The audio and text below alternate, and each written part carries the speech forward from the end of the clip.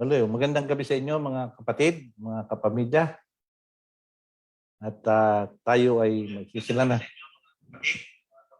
magsisimula na po at itutuloy po natin yung ating naputol na istorya ni Moises. Ano po? Pero bago natin na ipagpatuloy, tayo po muna ay humingi ng guidance sa ating Panginoon bago natin talakayin. Ama namin Diyos sa langit, salamat po sa inyo sa isa na namang pagkakataon na ipinagkaloob niyo sa amin na kami po ay makapag-usap-usap tungkol po sa buhay ni Moises. Naway bigyan niyo po kami ng katalinuhan, ng pangunawa, katalinuhan ng pag-iisip upang ang lahat ng aming pag-uusapan ngayong gabi ay magkaroon ng linaw at upang malaman namin ang mga pinapagawa niyo kay Moises. Salamat po sa inyong pagtugon sa aming mga panalangin. Salamat po sa pakikisapan niyo sa amin. Ang lahat po hinihiling namin at pinagpapasalamat alang-alang po lahat ito sa pangalan po ng aming Panginoong Hesus. Amen. Okay, muli magandang gabi sa inyo na mga kapatid. Sa araw ng linggo na ito ay 26, December 26, ilang araw na lang at tapos na naman ang taon. At tayo ay magkakaroon na naman ng panibagong taon na 2022 na po.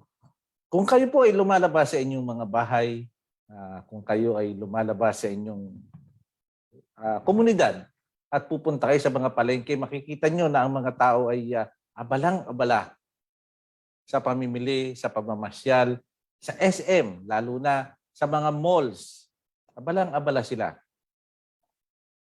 Tila ba hindi dumaan tayo sa isang sitwasyon na pandemic? Ang mga bata, ang saya-saya dahil noong isang taon ay walang ganito. Hindi pwedeng lumabas sa mga bata. Lahat ay limitado. Pero ngayon, 2021 ay binigyan na tayo ng pagkakataon ng gobyerno upang magkaroon ng kalayaan sa pamimili, sa pamamasyal. Pero ingat pa rin. Ngayong gabi, ang ating pong tatalakayin ay yung continuation ng yung kasaysayan po ni Moises. Kung matatandaan nyo kung saan tayo huminto, yun pong palalabasin niya na ang mga Israelita sa Ehipto. At ito po ay ipinag-uutos ng Diyos kay Moises. Okay, atin munang balikan yung mga nakaraan. Yung nakaraang gabi, ito po ay noong Biyernes ng gabi. Ito po ang sabi.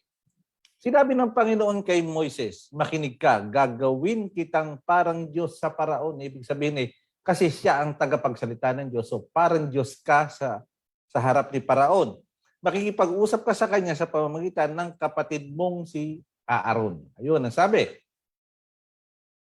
Sabihin mo kay Aaron ang lahat ng sinabi ko sa iyo at ipasabi mo ito sa kanya sa Paraon. Sasabihin niya na sa Paraon na palayain ang mga Israelita sa kanyang bayan. Ibig sabihin, sa bayan po ng Ehipto. Pero patitigasin ko ang puso ng Paraon at kahit na gumawa pa ako ng maraming himala at mga kamanghamanghang bagay sa Ehipto. Ibig sabihin, magmamatigas si Paraon.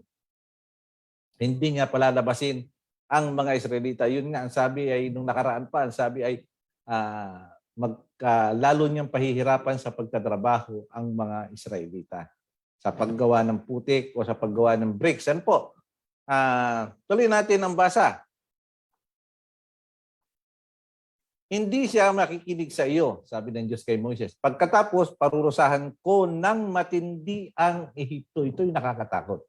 Parurusahan ng matindi ang Ehipto. At palalayain ko ang bawat lahi ng Israel na mga mamamayan ko. Ibig sabihin po yung bayan ng Diyos. Kapag naparusahan ko na ang mga Ehipsyo at napalabas na ang mga Israelita sa kanilang bansa, malalaman nilang ako ang Panginoon. Ngayon, ang sabi sa 6, sinunod nila Moises at Aaron ang iniutos ng Panginoon. Kaya nga, ito ay matatagpuan nga, ang sabi ay sa Exodus 7. Ito po yung natalakay natin nung nakaraan. Ang sabi sa Deuteronomio 11:1, kaya't inyong iibigin ang Panginoon mong Diyos at iyong susundin ang kanyang bilin. Ito po ay nagpapatungkol kay Moises. Ano po? Sinusunod ni Moises ang kanyang bilin. At ang kanyang palatuntunan at ang kanyang mga kahatulan at ang kanyang mga utos kailanman kailangan natin ibig sabihin. Ang sabi naman sa Galatias 6:7, huwag kayong padaya. Alam niyo sa panahon ngayon napakaraming mandaraya, lalo na yung mga may matataas na tungkulin. Ang Diyos ay hindi napapabiro. Ibig sabihin, pag nagsalita ang Diyos, hindi siya nagbibiro, hindi siya nagjo-joke, hindi siya nagpa-prank. Ito po ay totoo. Sapagkat, ang sabi rito, sapagkat ang lahat na inihasik ng tao ay siya namang aanihin niya. Okay. Dito na po papasok ang salot. Ano? Bakit nagkakaroon ng salot? Dahil sa hindi pagsunod ng mga tao. Ano po? Kaya nagkakaroon ng salot dahil sa katigasan ng ulo ng tao. Tulad ng mga makikita nyo sa larawang ito, yung mga hindi dapat kainin, na pinagbabawal ng Diyos. Ayaw ng Diyos pero ang tao ay pilit na kumakain na tinatawag na exotic food na hindi naman itinalaga ng Panginoon para kainin. Ang tanong, alin-alin ba yung mga dapat kainin? Tatalakayin po natin yan sa mga susunod na pagtitipon natin. Okay. Kita niyo pati pitos, kinakain na ng mga tao. Ito po ay hindi ko alam kung saan lugar ito, pero pitos po yan. Ano po? At kinakain na hindi gusto ng Diyos na kumain ng tao. Ang tao dito ay cannibalism. Ano po? Nakakatakot. Kaya ang tao ay nagkaroon ng maraming pandemics. Kahuli-hulihan ng atong COVID. Ano po? Ang sabi sa Exodus 12:40, ang pakikipanayam ng mga anak ni Israel na nakikipamamayan sa nila sa Ehipto ay 430 taon. So, 430 years nang alipin ng mga taga-Ehipto ang mga Israelita. Sila ay pinaparusahan, pinahihirapan, inaalipin. At kung ano-ano pa ang pinapagawa sa kanila, ginagawa silang hayop. Ngayon, sa galit ng Diyos, nagalit ang Diyos. Ang sabi niya kanina ay, paparusahan ko ang mga Ehipto o Ehipsyo o Egyptians. Parurusahan at magkakaroon ng salot. Alam niyo po ba na ang Diyos ay nagkaroon o nagbigay siya ng 10 klaseng salot? 10 klaseng salot sa Ehipto para si Paraon ay bumaba na sa kanyang pagmamatigas. Sandali lang po itong pag-uusapan natin. Ang unang salot, tubig ay magiging dugo. Ano po? Ang sabi sa Exodus 7:17, ito po yung natalakay na natin noong nakaraan. Ganito ang sabi ng Panginoon, dito mo makikita na ako ang Panginoon. Narito aking papauluin ng tungkod ang nasa kamay ng ang tubig na nasa ilog at magiging dugo. At ang mga isda na nasa ilog ay mamamatay. Ano po? At ang ilog ay babaho. Ang sabi rito, babaho kasi nga marami ng patay. At ang mga Ehipto ay masusuklam na iinom ng tubig ilog. Kasi nga hindi na sila pwedeng uminom eh. Kasi nga dugo, sino ba ang iinom ng dugo? Ang sabi pa rito, sabi ng Panginoon kay Moses, pupuntahan mo ang Paraon.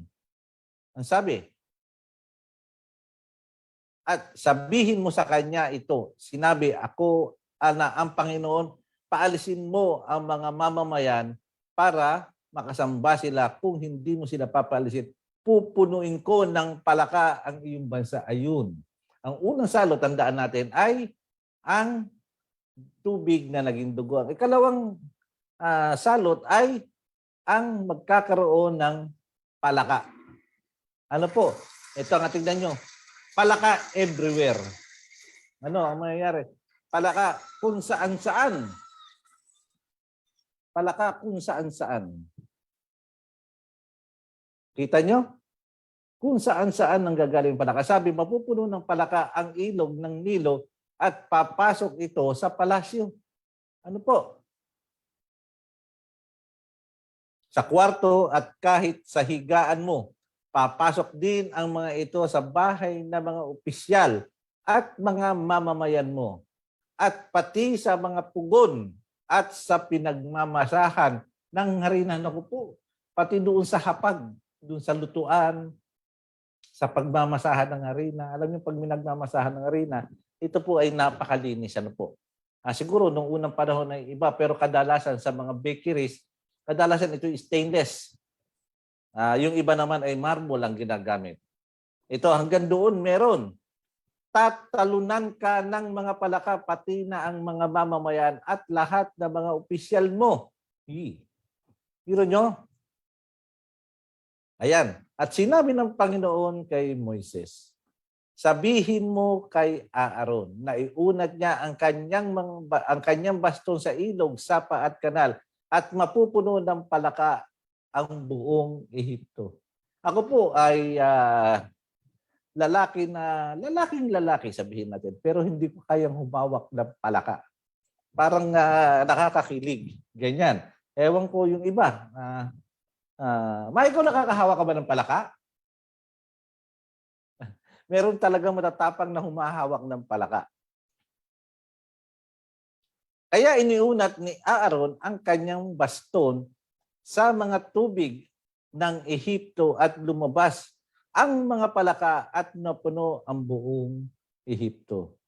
Pero ginawa rin ito ng mga salamangkero sa pamamagitan ng kanilang salamangka. Napalabas din nila ang mga palaka sa tubig ng Ehipto. So natamboy pala ng mga salamangkero. Pero sila ay nagkaroon ng stress. Biro nyo, palaka everywhere. Sa loob ng cabinet, sa higaan, sa kainan, sa gawaan ng tinapay, sa pugon, at kung saan-saan pa. Wala na raw matapakan dahil puro palaka. Ang sabi rito, ipinatawag ng Faraon sina Moises at Aaron. At sinabi sa kanila, malalangin kayo sa Panginoon na tanggalin niya ang mga palakang ito sa aking bansa at paalisin ko ang mga kababayan nyo para makapaghandog sila sa Panginoon. Uy, lumambot ang puso ni Faraon. Sinabi ni Moises sa Faraon, sabihin mo sa akin kung kailan ako mananalangin para sa inyo at mga opisyal at mga mamamayan mo para mawala ang mga palakang ito sa inyo at sa mga bahay ninyo, at ang matitira lang na palaka ay ang mga nasa ilog ng Nilo. So magiging konti na lang, hindi naman pwedeng paalisin lahat yon. Okay. Sumagot ang Faraon, ipanalangin mo ako bukas. Sinabi ni Moises, matutupad ito at ayon sa sinabi nyo, para malaman nyo na walang ibang katulad ng Panginoon naming Diyos. Nag-iisa lang siya. Hindi nyo kaya ang aming Diyos. Yun marahil ang gusto ni Moses na palabasin. Mawawala ang lahat ng palaka sa inyo maliban na nasa ilog ng Nilo. Pag alis nila Moises at Aaron sa harap ng Faraon, nanalangin si Moises sa Panginoon na alisin ang mga palaka na pinadala niya sa Ehipto. At ginawa ng Panginoon ng pakiusap ni Moises na matay ang mga palaka sa mga bahay at hardin at mga bukid. Napakaraming palakang namatay. Kasi nga sabi ko sa inyo kanina, halos wala na silang matapakan. Sa tulugan, sa kwarto, sa sala, sa upuan, sa higaan, sa lutuan, sa gawaan ng tinapay, sa pugon at mismo sa flooring ay wala na talagang matapakan. Kaya namatay, imagine nyo na lang kung gaano karami yung namatay na nagkalat. Tinapon ito ng mga Ehipto at ibinunton dahil dito'y bumaho ang buong Ehipto. Ayun. Alam nyo kasi pag ang palaka ay namatay, natural, maaagnas yan, babaho yan, mabubulok yon. Pero nang makita ng Faraon na wala na ang mga palaka, nagmatigas na naman siya. Talagang tuso tong si Faraon na to. At ayaw na niyang makinig kina Moises at Aaron, gaya ng sinabi ng Panginoon. Ano to? Nag-double cross si Faraon. Hindi na niya papaalisin dahil wala na yung mga palaka. Hindi na papaalisin yung mga Israelita. Nanloko lang to. Sino ang niloloko niya? Ang Diyos. Okay, hanggang dito lang muna natin puputulin na po. At tanong, ano ang mangyayari sa susunod dahil sa panloloko niya sa Diyos? Ano ang gagawin ng Diyos sa Ehipto na naman? Okay, at hanggang dyan lang muna po. At pahindik ng hindik ang pakikipagsapalaran ni Moises at ni Aaron dito sa Paraon na po. Sana ay sa darating na Miyerkules ay manood po uli kayo upang malaman natin kung ano ang mga gagawing hakbang ng dalawang lalaking ito na sina Moises at Aaron sa utos ng Diyos. At ano ang gagawin nila sa mga taga-Ehipto o sa mga Egyptians at kay Faraon. Okay, sa ating pong pagtatapos, tayo po muna ay manalangin. Ama namin Diyos sa langit, kami po ay nagpapasalamat sa inyo sa isa na namang napakagandang istorya na aming napatagpuan. Ngunit ito po ay hindi pa pala nagtatapos sapagkat meron pa pong susunod na salot na ibibigay ang Diyos sa Egypt. Sana po ay sa darating na Miyerkules ay magkita-kita po muli kami upang talakayin ang mga susunod na istorya na gagawin ng Diyos para sa mga Egyptians. Muli, salamat sa inyo at ang lahat po hinihiling namin. Pinagpapasalamat. Alang-alang po lahat ito sa pangalan po ng Panginoon Jesus. Amen. Okay, maraming salamat po sa mga nanood. Ayan si Iyat nandito pala. Si Inang, si Bel, si Nelson, ang buong mag-anak at ang aking pamilya ay nanonood din. Salamat sa inyo. Yung iba po ay wala rito. Yung aking kaibigan na si Brother Arnel ay umuwi yata sa Masbate.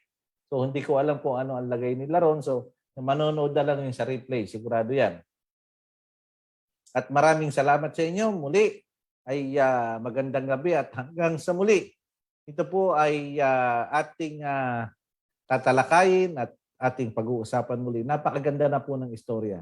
Opo. At maraming salamat sa inyo. Hanggang sa muli sa darating na Miyerkules sa ganap na alas 7. At muli po, pakishare po ito. Pakishare at para mapanood din ng iba. Muli po, maraming salamat. Magandang gabi po.